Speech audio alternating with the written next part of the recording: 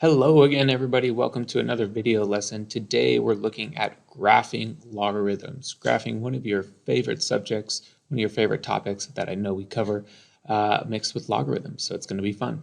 Okay, so by the end of today, we'll be able to graph logarithmic functions as well as transformations of logarithms. All right, so fun stuff. Let's get right into it. Okay, so graphing logarithms, I have kind of two cases here that we're going to look at. Okay, so I've got the same sort of parent function of f of x is equal to log base b of x. Okay, log base b of x, log base b of x.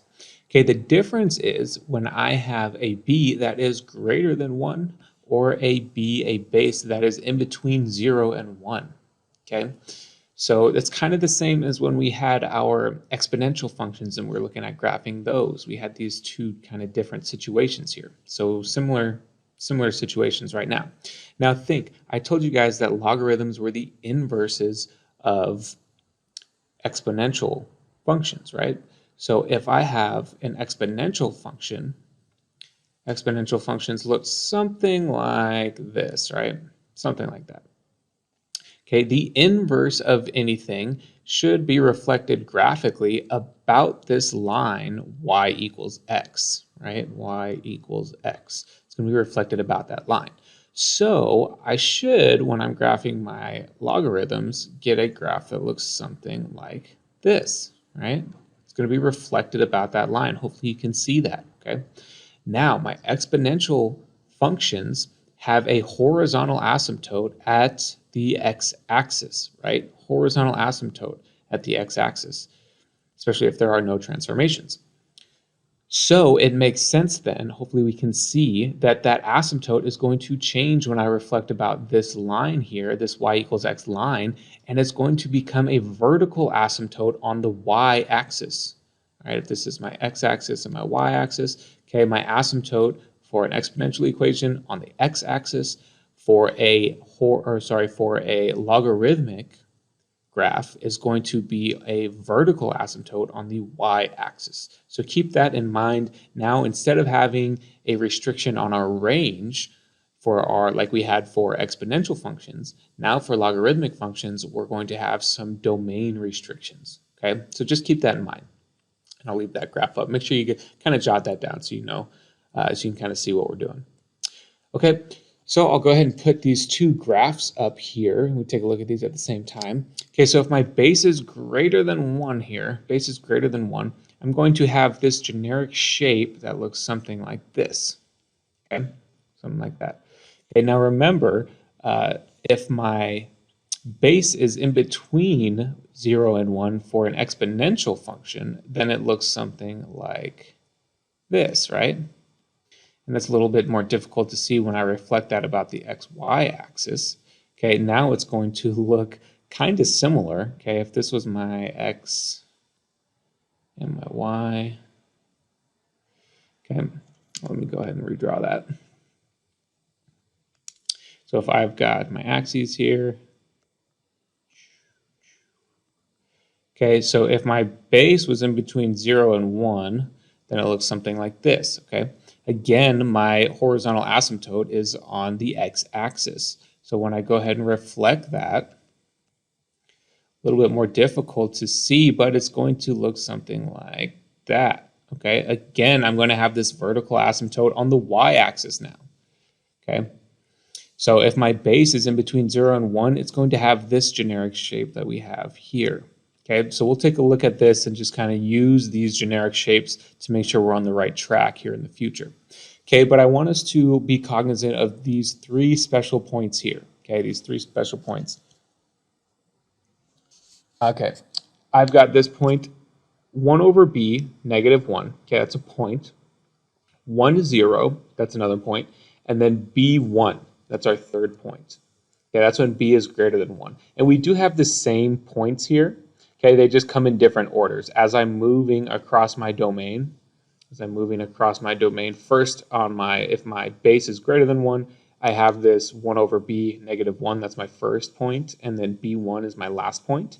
And then if my b is in between 0 and 1, Now as I move across my domain, the first point that I'll have is b1, and the last point is 1 over b negative 1. Okay, that just has to do with the shape that we're working with of our graph. All right. Okay, so keep in mind these points, these kind of special points, this 1 over b, make sure we're writing them down. Definitely we're going to be using these here in the future. Okay, and then b1. Okay, those are kind of our special points that we're working with. Okay, now let's take a look at transformations. I'm not going to spend too much time on this because we've definitely seen transformations before. Okay, it's very similar to what we've seen in the past. I've got an H, a K, and an A, and that's going to be translations left and right, horizontal translations left and right, vertical translations up and down. Okay, and then our reflections and dilations. Okay, so we're either going to have vertical stretch or vertical compression, and then we'll have reflections about the x-axis, depending on what our a values are. Okay, so write these down, but I'm not going to spend too much time talking right now on it. But we've definitely seen this sort of generic transformation formula, this generic transformation setup before. Okay, so let's go ahead and get into graphing a few examples.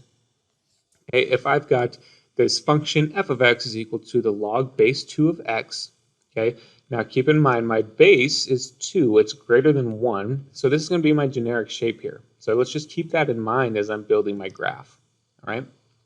Okay, and then I'll go ahead and put our easy points, our magic points up right now. Okay, and I'm just going to plug in whatever my base is, b, into my points here. Okay, so I'll have 1 over 2, negative 1, 1, 0, and then 2, 1. Okay, because my base is 2, I'm just plugging that in wherever I have a b in my generic easy points to graph.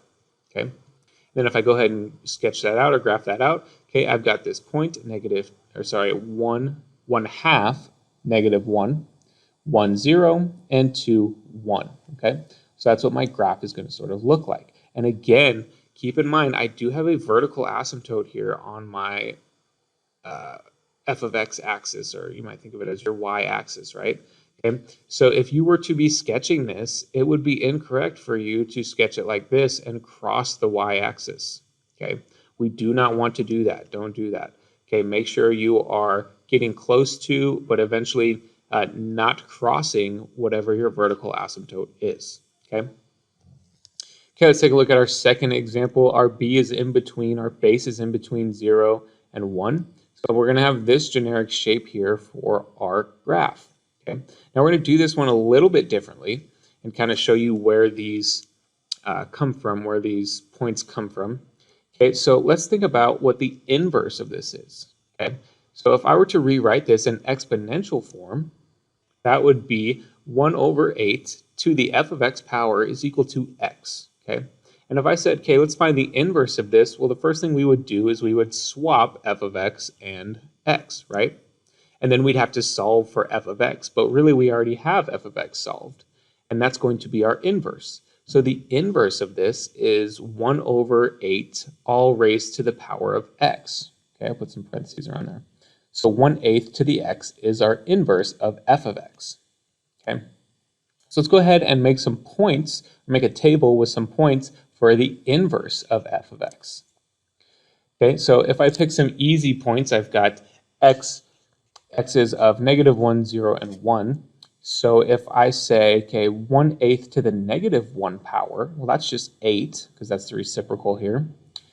If I say 1/8 to the 0 power, that's 1. Anything to the 0th power is 1. And then 1/8 to the first power, that's 1 over 8. It's just 1 over 8. Okay? So then what do we do if I'm graphing an inverse graphically? Really, we just have our points here. But for the inverse, they're just flipping, right? I'm flipping my domain and my range. Okay? So here, now instead of this point negative 1, 8, I have this point 8, negative 1. And instead of this point 0, 1, I've got this point 1, 0. And instead of this point 1, 1/8, I've got this point 1/8, 1. Okay? So these are just 3 points here that I can go ahead and graph. And we see that we do end up with this shape here. I've got my 1/8, 1 point, my 1, 1 point, or my 1, 0 point, sorry, and my 8, negative 1 point right there. Okay, and then we can connect those, and that is what our graph would look like. Okay, let's do one example of graphing transformations now. Okay, so we'll go ahead and put our generic transformation equation up here. And let's think, what is my h here? Well, my h is 2, okay, positive 2, so we're translating or shifting 2 units to the right. Okay, we're going to the right with this one. Okay, and then my a is 2. Okay, so it's going to be a vertical stretch by a factor of 2.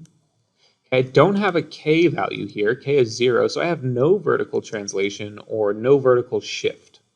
All right. Okay, so I'm going to go ahead and put up our generic easy points here to graph. Keeping in mind that b is equal to 3, so that's greater than 1. So I'm going to have this shape here for my graph. And then I'm going to go ahead and put up our points here, except now you're going to see we're doing something different to all of our x's and our y's, and I'll explain why. Okay, it's easy for our b for these. We can just go ahead and input whatever b is. So b is 3, so I have 1 over 3. Okay, but now think about, what does this h do? Well, if I'm moving left or right, however many units, that affects which one, my x or my y? Well, x is what moves left or right along your axis right now, right? Okay, so that's going to change just my x values. Okay, so when I have this h, this translation, right or left, this horizontal translation, that's going to affect my x values. Okay, so now instead of 1 over 3, I've got 1 over 3 plus 2, because I'm just shifting 2 units to the right. Okay, so now I'm adding 2, that's going to move me 2 units to the right. And then now I've got 1, okay, this is just a 1 here. 1 plus 2, again, that's going to move me 2 units to the right. And then b is 3 plus 2, that's going to move me 2 units to the right. Okay, hopefully we can kind of think about that, and then we'll see that on the graph. But hopefully that makes sense. Okay, and then our vertical stretch, okay? Vertical stretch by a factor of 2. Well, what is vertical stretch doing? Well, anytime I see vertical, right, that's going to mess with my y values, okay, on my ordered pairs. So now instead of just -1, I've got -1 times this factor of 2, okay, times this factor of 2. And then 0 times our factor of 2 and 1 times our factor of 2. All right. Okay, so hopefully that kind of makes sense. We can really still put together our 3 easy points to graph when we have these logarithmic transformations, just by thinking individually, what's affecting my x values and what's affecting my y values, okay? All right, so let's take a look. When I go ahead and simplify all these, I get 7 over 3, -2, that's my first pair, or my first point. 3, 0 is my second point, and 5, 2 is my third point, which is going to give me a graph that looks something like this, okay? All right, hopefully that made sense to you guys. Good luck on your practice.